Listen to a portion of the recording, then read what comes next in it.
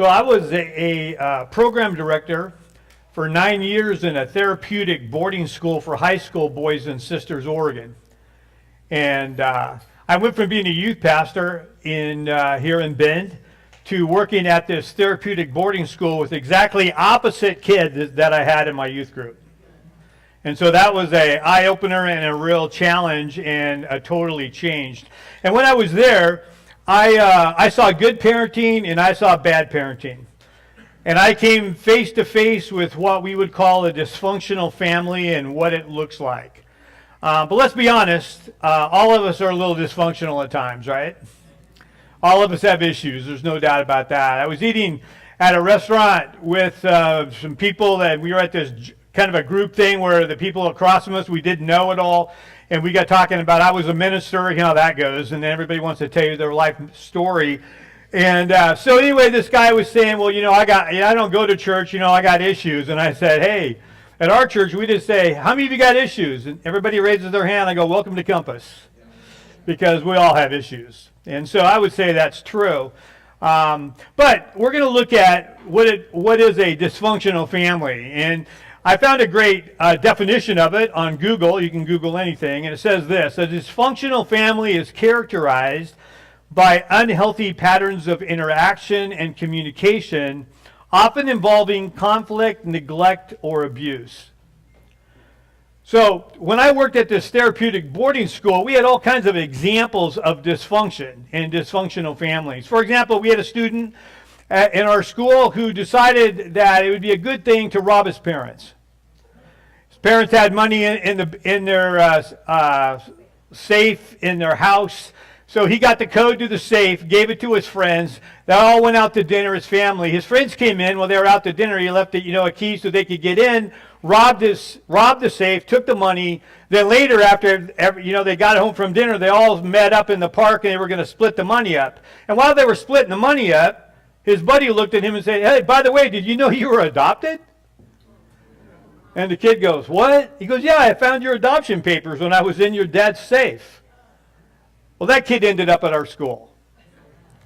And then we had another student who found out when he was in high school that the man he always thought was his grandfather was really his biological father. And he ended up at our school. And we had another kid who ended up basically living in his bedroom.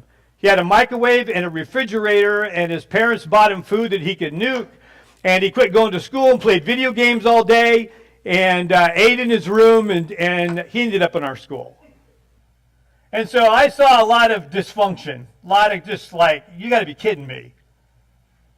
But I want to say that this morning we're going to look at another dysfunctional family.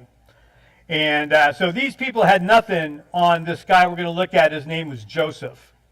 And so we're going to start a study on the life of Joseph. And the title of our study is Meant for Good. And if you know the story of Joseph, you know kind of where this all fits in.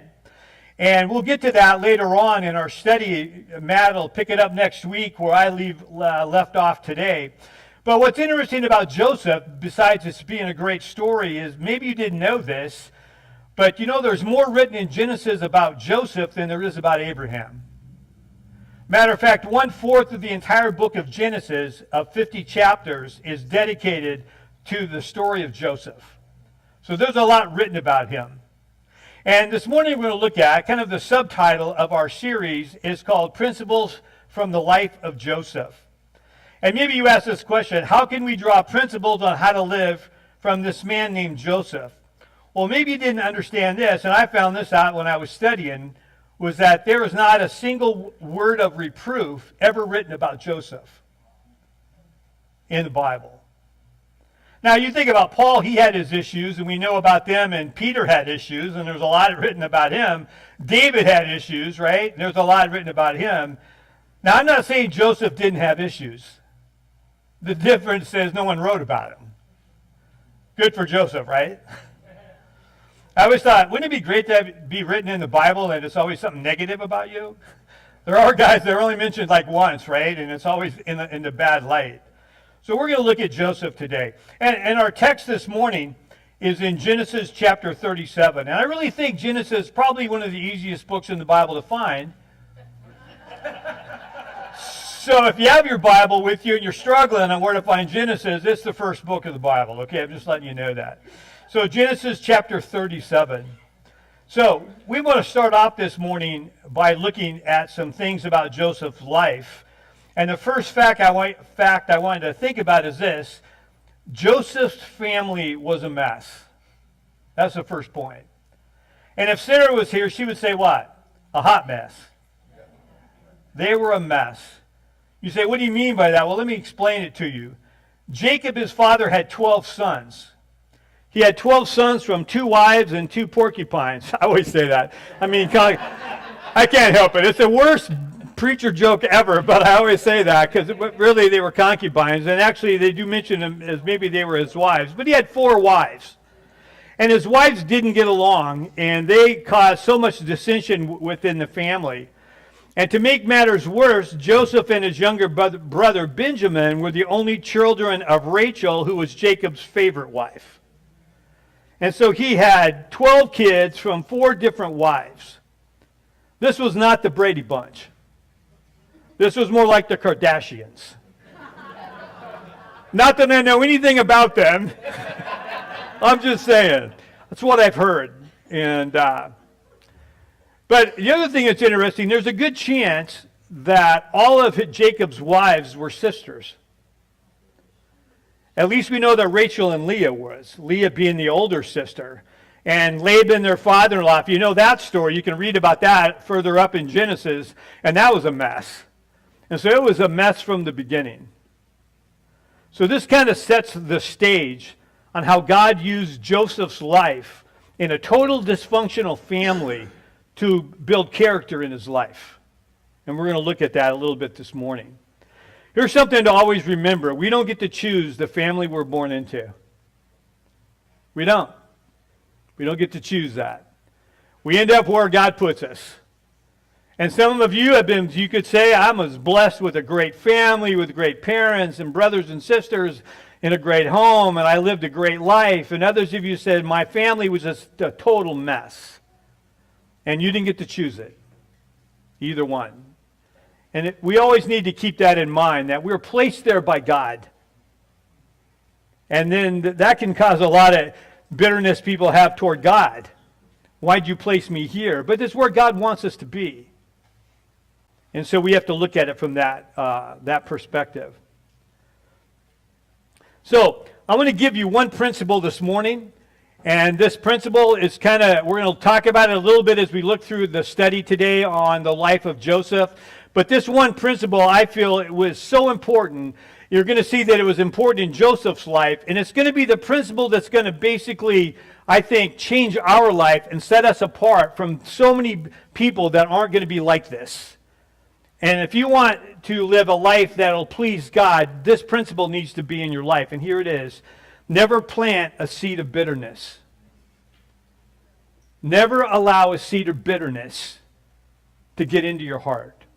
Hebrews put it this way, Hebrews 12:15. See to it that no one fails to obtain the grace of God, that is, no root of bitterness springs up and causes trouble, and many may become defiled.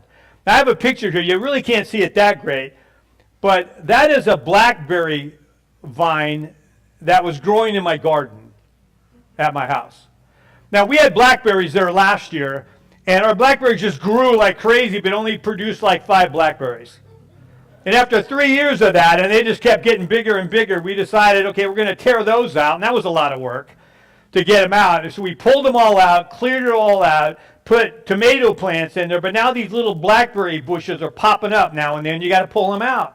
Well, so I grabbed this little, so you can see how big the bush was sticking out of the ground. It was only like that big. I grabbed this thing and pulled it, and out comes this vine. I mean, the root that was a foot long. Just going straight down as deep as it can go to begin with. And I thought to myself, that is exactly what the Bible's talking about, a root of bitterness. It can look really tiny, but it goes directly to your heart. It's looking to take control. It's going deep, and it just keeps going. And we got to remember that. And so, one person put it this way. He said this, an unforgiving spirit is the devil's playground, And before long, it becomes the Christian's battleground. In other words, if we plant a seed of bitterness in our life, the root itself will go straight to our heart and try to take over. And what I want you to see today is this. If there was ever a person who had the right or the opportunity to have seeds of bitterness in his life, it was Joseph. As we study through his life, Matt will bring it up next week, you're going to see that he had issues in his family where he just got dumped on. Then he ends up in Egypt. He gets dumped on in Egypt. And he has all of these reasons to be mad and bitter and upset and non-forgiving. And none of them ever took in his life. In other words, he decided to let his past make him better and not bitter. And that's a decision we all have to make. Proverbs 4:23 says this, above all else, guard your heart, for everything you do flows from it. Guard your heart. Because if your heart fills with bitterness, the rest of your life, it flows out into every other thing that you're involved in. If your heart's full of bitterness. It'll affect your kids. It'll affect your marriage. It'll affect your work. It'll affect your relationships. It'll affect your relationship with God. It'll affect everything. And that's why Solomon, when he wrote Proverbs, said, man, you got to guard your heart. You got to put a boundary around your heart and let nothing take over, because if God's not in control of your heart, if bitterness takes control or lust takes control or greed takes control of your heart, it'll affect the rest of your life. And it will come out in how you deal with other people. So keep that in mind. So let's pick it up this morning there in chapter 37. We'll pick it up in verse 2 of Genesis. So Joseph's family was a mess, and because of that, Joseph's brothers were a mess. Let me explain to that. Why did Joseph upset his brothers, and why did they hate him so much? Well, we're going to go through this. Okay, notice the first one, verse 2. He was a tattletale. No one likes a tattletale, right? Remember that growing up? If your brother or sister went and tattled on you, remember that? You get so mad at them. Why'd you tattle on me? Remember what you would say as a kid? Well, look what it says here in verse 2. These are the generations of Jacob. Joseph, being 17 years old, was pasturing the flock or shepherding the flock with his brothers. He was a boy with the sons of Bilhah and Zilpah, his father's wives. And Joseph brought a bad report of them to their father. In other words, apparently, maybe Jacob, some writers believe Jacob had told Joseph, hey, I want you to kind of watch what your brothers are doing because I think there's some shady things going on. Whatever happened, Joseph comes back and he tells his father, Jacob, about two of his brothers and what they were doing. And it didn't go over well, as you can imagine. No one likes to have somebody tattle on him, and so that's what they thought. They thought, hey, Joseph doesn't have our back. He doesn't fit in with the rest of us. He's different, and so that ticked off his brothers. But that wasn't the only reason. Notice the second reason there in verses 3 and 4 is that he was his father's favorite. Verse 3 says, now Israel, which is Jacob, loved Joseph more than any of his sons because he was the son of his old age. And he made him a robe of many colors. We all know that story. Joseph and his robe or his coat of many colors. Well, there were two types of robes that were worn in their day. One robe basically extended all the way down to your ankles. It went all the way out to your wrists. And it was tailored garment. And really, when you wore this robe, when you had this robe on, it showed people that you were of such high position you didn't have to work. The other robe that people wore was sleeveless, and it only came to your knees. And if you wore that robe, it showed that what? You were in the working class, that you had to work. And so Joseph, wearing this robe that was multicolored and this was long-sleeved, with going down, when his brothers saw that, they immediately said, hey, our dad thinks that Joseph is going to manage us. He doesn't have to work. He's privileged beyond all of us. Now, you know in a family how that goes over. I remember one time when we had 3 kids, and we were putting in our front yard in a house, and we got this topsoil, but it had manure in it. And so we had piles of this, and we're spreading it out, and every kid's out there, right? And so, the girls, they were older, they were out there, everybody had their little shovel and bucket, we were spreading this stuff out. And our son, Kip, he has a weak stomach. So all of a sudden, Kip starts barfing, right? And he goes, I can't do this, it makes me sick. And we're all going, no, you got to do it like everybody else. And he's barfing, okay. Okay, so you're at a dilemma. What kind of parent are we going to be, right? Good parent or bad parent, right? And so we say, you can go in the house. Well, then the girls look at us like, you got to be kidding me. He's faking it, and they're all ticked off, and we're going like, oh, this is a great family event right here. You laugh because you know exactly how that could go down at your house. Yeah, totally. And so his sisters were not a happy camper when he didn't have to work. And Joseph's 11 brothers, actually the 10 of them, Benjamin was probably his friend, but the other ones, they were ticked off. They were ticked off because he was a tattler. They were ticked off because their dad loved him and made sure that they knew about it. Jacob set up Joseph for failure. And you would think that Jacob would know better. Now, if you know Jacob's story, just quickly, Jacob had a twin brother, Esau. Esau was born first, and then Jacob was born after that. And if you remember that Isaac, their dad, he loved Esau more than he loved Jacob.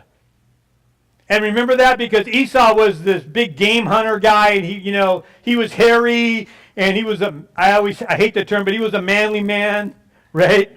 Matter of fact, it says this in Genesis 25. Isaac loved Esau because he ate of his game, but Rebekah loved Jacob.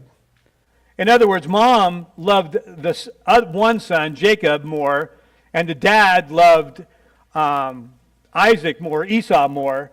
And so you know how that could go down.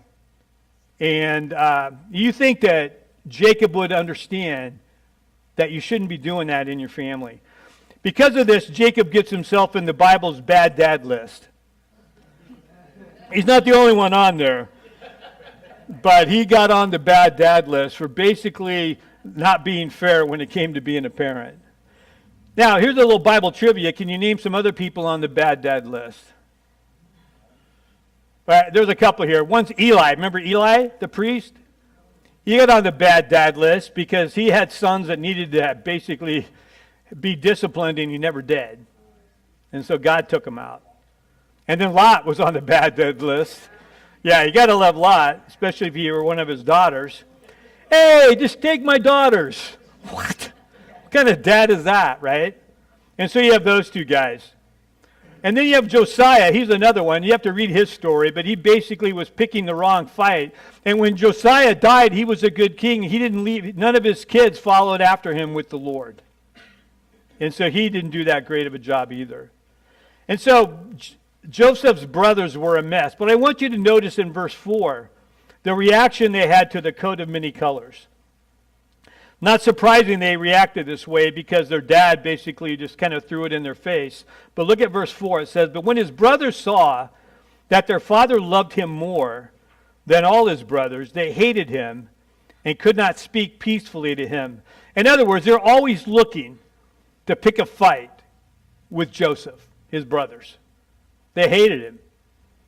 And a part of that was basically due to the favoritism that his dad Jacob had given to him. I want to say this, that favoritism in a family is deadly. And many of us here today know what it's like not to feel loved by our parents. Or I wonder how many of us would love to have our parents have said, I'm proud of you, instead of when you look at your parents feeling like they were disappointed in you. And so some of us have grown up with that. I know from my own personal experience how that feels. When I was growing up as a kid, my dad, our whole family was born in Mississippi. And when I was growing up as a kid, my dad's favorite football player was Archie Manning.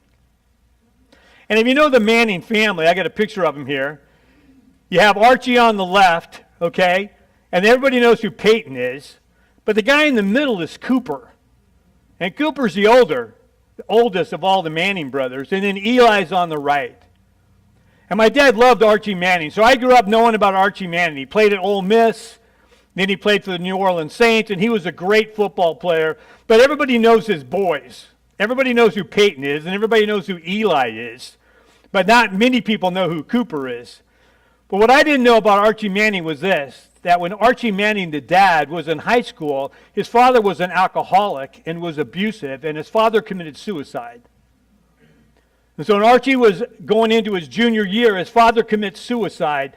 And he said in his autobiography that he never once ever heard his dad said, "I love you, son." Never heard it his whole life. So when Archie became a parent, had 3 boys, his boys said of their dad, every day, our dad told us he loved them. Every day he told us how much he loved us. And I heard Archie Manning get interviewed one time. He had one of the greatest answers ever. The guy asked him, of the 3 sons, which one's your favorite? And he said, Cooper. And they go, why Cooper? Because he brought us our first grandson. Had nothing to do with, well, my first son has 2 Super Bowl rings, and my last son's got 2 Super Bowl. One's in the Hall of Fame. One might make the Hall of Fame.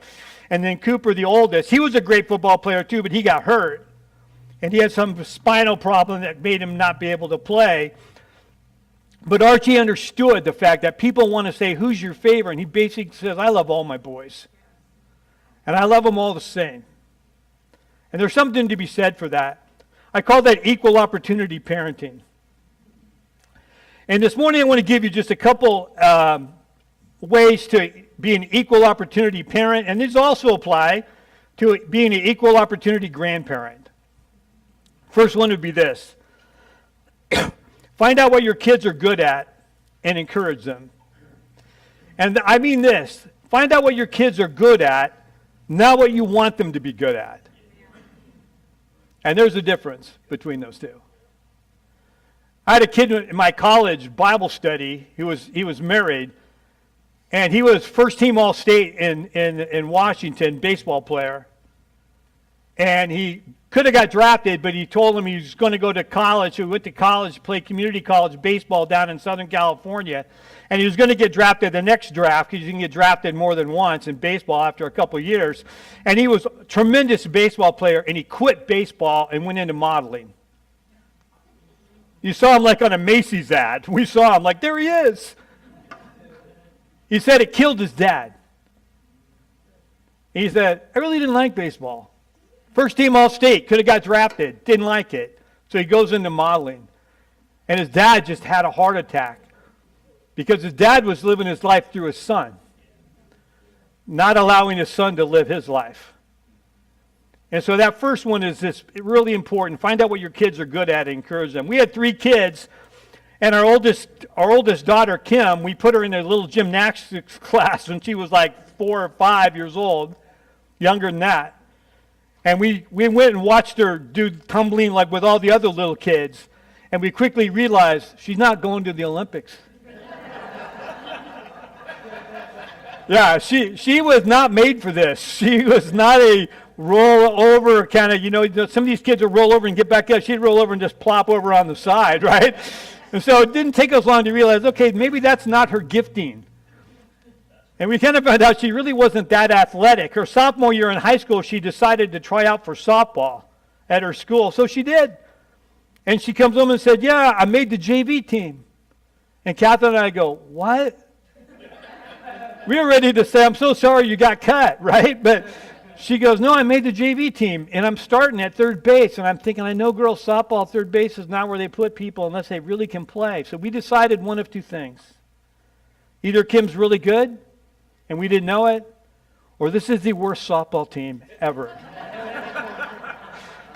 And after their first game, it lasted 2 hours, we went 2 innings, and it was like 40-0. We decided it was the worst team ever. But then we had 2 other kids, and they were both into sports, and they were both athletic. And then our son, who was the most athletic of all of them, we thought he was an athlete. Come to find out, he was not really an athlete, he was a computer geek. Like when he got done playing football in high school, he got into computers, and now it's like, okay, this kid is a total geek. And we thought he was a jock the whole time. Because that's what he was. And so find out what your kids are good at and encourage them. If you've never seen the movie, Searching for Bobby Fischer, it's an older movie. If you've never seen that movie, you should watch it, especially if you're a parent. It's a great movie on parenting. It's about a kid who's is not good at sports, ends up being great at chess, and then his dad obsesses over that. And you can just imagine, those of us who are competitive as parents, how easy that would be. So you need to watch that. Number 2 on this would be this. Spend the same amount of money on each kid or grandkid at Christmas and birthdays. In other words, set a budget. We set a budget. Here's how much we're going to spend. Kathy's the shopper. And she meticulously buys presents that are based on how much. And if you spend like $10 more, then you got to add more to the other ones to make sure that it's always fair. Same thing with the grandkids. Because don't think for a minute if a kid gets a $100 present and another kid gets a $50 present that they don't know. Man, they watch that like a hawk. And they're checking that one out. Number 2 is plan your week around everyone's events. And this is really hard. Like this year, like with our grandkids, we have 3 grandkids that live in Bend. And this year, one played T-ball, one played coach pitch, and one played Little League. So in 2 months, we had 60 games. And so we sat down with our calendar and their schedule and tried to figure out how we can see everybody play once during the week. We can't go to all, and it didn't always work out, but our goal was we got to at least see everybody play. And don't ask me, would you rather watch your grandson who's 10 play in Little League or your granddaughter who's 5 play T-ball? Don't ask me that question. I love them both the same. Has nothing to do with what I'd rather watch. And I know, and if you're a coach and you have kids that do multiple things, that's hard to do. Because you got to be at one of them's game every time. But you got to work at making sure that the best you possibly can, it's fair. Because they know if mom and dad are there or not. They do. All of you who played sports know that when you ran out on the field, you would look up in the stands and look for and find your parents because they usually always sat in the same spot. And so keep that in mind. Number 4 is this. Praise them for their character, not just their championships. In other words, if you see them do something, or if they do something that shows good character or good sportsmanship, point that out to them. Like our daughter Katie played volleyball and softball in high school, and she was quiet growing up, partly because her older sister dominated everything. But all of a sudden, when Kim left, Katie, all of this personality was hidden inside of her came out. And Katie's enthusiastic and exciting and yelling. And girls' sports are so different than guys' sports. They just are. Like we went to so many volleyball games and volleyball tournaments. And the girls' volleyball, when somebody makes a mistake, everybody high-fives them. They run around high-fiving everybody. You just made a mistake. In guys' sports, they go, what? Come on, man, concentrate. Coach, put somebody else in. Everybody's mad. It's not that way. Girls' sports is different. And our daughter, Katie, was just one of these kids who just was exciting. And girls' softball, the same thing. Man, they sing all these chants and all this crazy stuff going on. Totally different. In guys' sports, if you did that, they'd kick you off the team. But it's different. But Katie was this person whose personality came out and was encouraging to her teammates and all of that. And we always had to remember that that was so important to see that she was just a good teammate. And if your son or daughter or whatever does something where they encourage somebody or pick somebody up or help some kid that fell down or anything along that line, man, and you see that, and point it out. Say, man, hey, I saw what you did today at that game. That's great. That's great. Because so often we get so hung up on, are we winning at all costs, not what kind of character do our kids have, which is really more important. And so we saw this. He was a tattletale. He was his father's favorite. But notice lastly here, what really ticked off his brothers too, was he was a daring dreamer. I didn't know any other way of putting it. But look what it says in verse 5. Now Joseph had a dream, and when he told his brothers, they hated him even more. My first question when I read that was, why'd you tell them? If you knew it was going to tick them off, why did you tell them? And then I think this was true. Joseph was bold. In other words, whatever God told him, he told others. And you're going to find that in his life, that he was bold. When he interpreted other dreams, he didn't hold back from telling people exactly what God had said to him. Because I got thinking about this. How many times are we afraid to tell people the truth of what God has said? Because we know how they're going to react to it. So therefore, because we know how they're going to react, we don't tell the truth. We don't say anything when we know God's truth. And maybe God's truth needs to be spoken. Well, Joseph was bold. Notice his first dream in verse 6. He said to them, hear this dream that I have dreamed. Behold, we were binding sheaves in the field, and behold, my sheaf arose and stood upright, and behold, your sheaves gathered around it and bowed down to my sheaf. Now, you don't have to be a rocket scientist to figure out how that was going to go over, right? And look at his brother's reaction in verse 8. His brother said to him, are you indeed to reign over us? Are you indeed to rule over us? So they hated him even more for his dreams and for his words. The difference between Joseph and his brothers is this. They planted those seeds of bitterness toward him. When they thought about the coat, that got him mad. When they thought about the favoritism, that got him mad. When they thought about the dreams, that got him mad. When they thought about the fact that he tattletailed on them, that got him mad. And so all of this bitterness that was inside of them, it just took over their life. Look what happened in the second dream, verse 9. Then he dreamed another dream, and he told it to his brothers and said, behold, the sun and the moon and 11 stars were bowing down to me.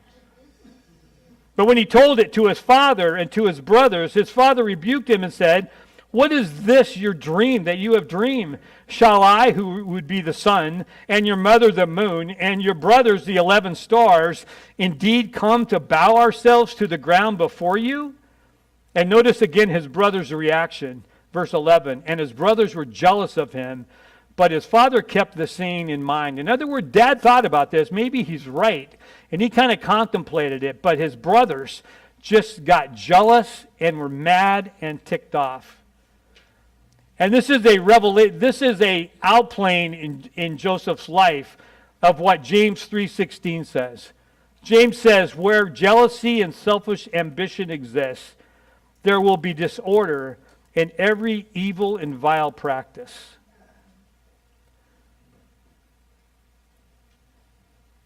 The root of bitterness took over their heart and filled their heart. Next week, when Mac will pick it up from there, and he'll talk about what happened to Joseph because of the jealousy and the hatred that they had toward, his brothers had toward him. But here's what I want you to think about this morning. Today we've seen that Joseph's family was a mess, that Joseph's brothers were a mess. But keep this in mind, Joseph wasn't a mess. He wasn't a mess. Now, how do I know that? He never planted a seed of bitterness. He never did. And as we study through this, keep that in mind. You're going to see all of the things that happened in his life.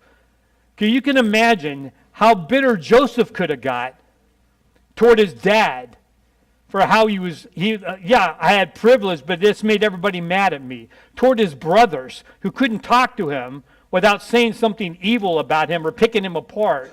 He grew up in that environment, how he could become bitter about that. Why, God, you put me here? And then he got these dreams, and when he shared the dreams that God gave to him, they got mad at him even more. And I'm sure he could have thought to himself, well, man, if that's the way they're going to treat me, I'm not going to treat them any better at all. But he never allowed himself to get bitter over it. So keep that in mind. He never planted a seed of bitterness. So in application this morning, there's two things I want us to think about. One is this. Let's talk about gardening, the first one, okay? This morning, maybe you're here today and you need to pull a weed of bitterness up by the roots in your life. There's something in your life, something in your heart that you keep dwelling upon. You keep going back to that. Something that somebody had done to you. Something has happened to you. And that seed of bitterness has just kind of taken over. And you need to what? Just say, Lord, help me. Help me pull that bitterness from my heart. Guard me from allowing that to come back in. Help me to forgive these people, no matter what it might have been. Because what God wants to do is heal your heart. Because if he heals your heart and heals your soul, he'll heal your relationships around you that are based on that. So, what weed of bitterness do you need to pull up by the roots? Secondly, it has to do with parenting. Find one area of equal opportunity parenting that you need to make equal. Maybe in your life, maybe it's your grandkids. There's one grandkid. I understand how there's always somebody you relate to better. Somebody who relates better to you than the other ones. It's so easy to give them all the privileges and not treat everybody the same. So maybe there's that one thing then when it comes to that you can say, you know, Lord, I need to shore this up. I need to make this equal. I need to make sure that all my kids and all my grandkids know that I love all of them equally. And I need to let them know that. I need to verbally express it to them. Don't assume they know. Make sure you tell them. Let's pray.